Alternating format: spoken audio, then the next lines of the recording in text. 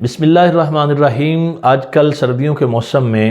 جرابوں پر مسح کے حوالے سے اکثر لوگ سوال پوچھتے ہیں۔ سوشل میڈیا پر کچھ ایسے علماء کی گفتگو گردش کر رہی ہے جو بڑے زور دے کر یہ کہہ رہے ہیں کہ جرابوں پر مسح کرنا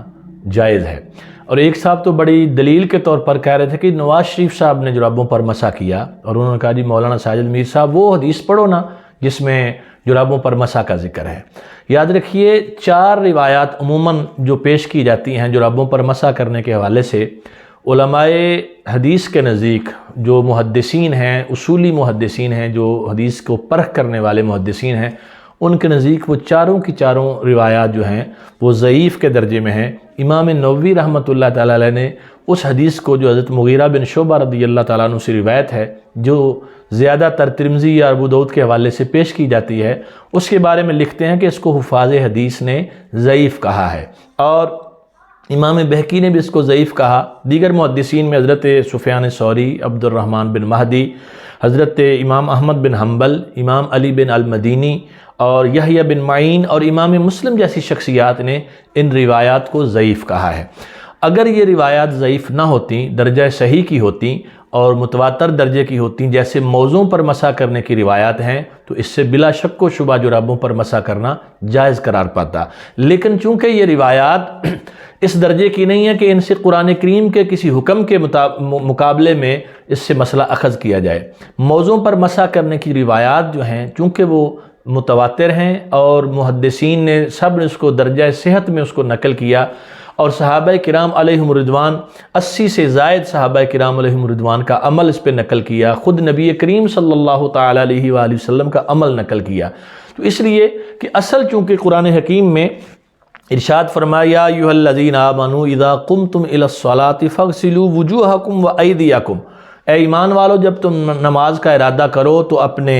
چہروں کو دھو اور اپنے ہاتھ کہنیوں سمیت دھو، اور آگے فرمایا وامسحوا برؤوسکم، سروں کا مسح کرو، وارجلکم الی الکعبین، اور دونوں پاؤں جو ہیں ان کو ٹخنوں سمیت دھو۔ تو دھونے کا حکم جو ہے یہ فرض قطعی ہے، اور رخصت ملی موضوع پر وہ احادیث متواترہ سے ثابت ہوگی۔ نبی کریم صلی اللہ تعالیٰ علیہ وآلہ وسلم کی طرف ایک بھی حدیث صحیح مرفوع نہیں ہے جس سے یہ ثابت ہوتا ہو کہ حضور نبی کریم صلی اللہ تعالیٰ علیہ وسلم نے جرابوں پر مسح کیا۔ اور اگر جو آج کے دور کے لوگ اس بات پر بضد ہیں کہ نہیں جو روایات آئی ہیں وہ صحیح ہیں اور جرابوں پر ہی مسح کیا، تو کوئی مولانا صاحب یہ بات ثابت کر دے کہ جیسی جرابیں آج کے دور میں پہنی جاتی ہیں، کیا حضور نبی کریم صلی اللہ تعالیٰ علیہ وآلہ وسلم کے دور مبارک میں بھی ایسی ہی جرابیں تھیں؟ تو جب ہم مطالعہ کرتے ہیں، کتب دیکھتے ہیں، تو ہمیں پتہ چلتا ہے کہ ایسی جرابیں اس دور میں نہیں پائی جاتی تھیں، اور یہی وجہ ہے کہ محدثین کرام نے جب وضاحت کی تو اس میں لکھا کہ جرابوں پر مسح کی جو بات ہے وہ اس صورت میں ہے کہ جرابیں موٹی اتنی ہوں کہ ان میں سے پانی نہ گزر سکے، یعنی وہ موضوع کے حکم میں آ جائیں، تو موضوع کے حکم میں آ جائیں گی تو ان پر مسح بالکل جائز ہوگا۔ خود وہ حضرات جنہوں نے صحابہ کرام علیہم رضوان کی زیارت کی، حضرت راشد بن نجی جنہوں نے جناب سرکار سیدنا انس بن مالک رضی اللہ تعالیٰ عنہ کی زیارت کی، امام بہقی لکھتے ہیں کہ وہ فرماتے ہیں رأیت انس بن مالک داخل الخلاء وعلیہ جوربان اسفلہما جلود،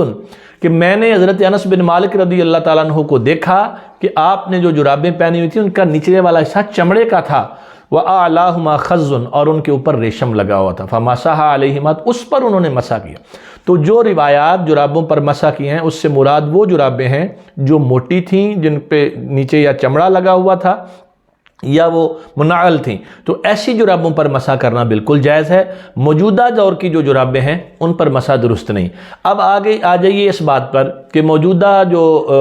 اپنے آپ کو اہل حدیث کہلانے والے حضرات ہیں، وہابی حضرات جو ہیں، ان کے اپنے جو علماء ہیں، ان کے نذیر حسین دہلوی جو فرقہ اہل حدیث کے بانی ہیں، انہوں نے خود فتاویٰ نظیریہ میں یہ بات لکھی ہے کہ جو لوگ جرابوں پر مسح کرنے کے بارے میں پوچھتے ہیں تو وہ کہتے ہیں کہ جرابوں پر مسح کی کوئی صحیح دلیل نہیں ہے، اور جن لوگوں نے اس کا جواز چاہا، کہا کہ جن چیزوں سے انہوں نے استدلال کیا ان میں خدشات ہیں۔ اور اسی طرح جو اہل حدیث حضرات کے امام ابن تیمیہ ہیں، ان کے شاگرد حافظ ابن قیم نے بھی یہی بات لکھی کہ ایسی روایات درست نہیں ہیں کہ جن کے ساتھ نتیجہ اخذ کر کے جرابوں پر مسح کیا جا سکے۔ تو امت کو خدا کے لیے غلط رستے پر نہ چڑھائیں، لوگ پہلے ہی دین سے دور ہوتے جا رہے ہیں، اور آپ تن آسانی کے لیے اس طرح کی باتیں کر کے ضعیف روایات سے مسئلے ثابت کرنے کی کوشش کر رہے ہیں۔ یاد رکھیے، ضعیف حدیث فضائل اعمال میں معتبر ہے، اس کا انکار نہیں کیا جا سکتا، لیکن ضعیف حدیث سے قرآن کریم کی کسی آیت کے مقابلے میں مسئلہ اخذ نہیں کیا جا سکتا۔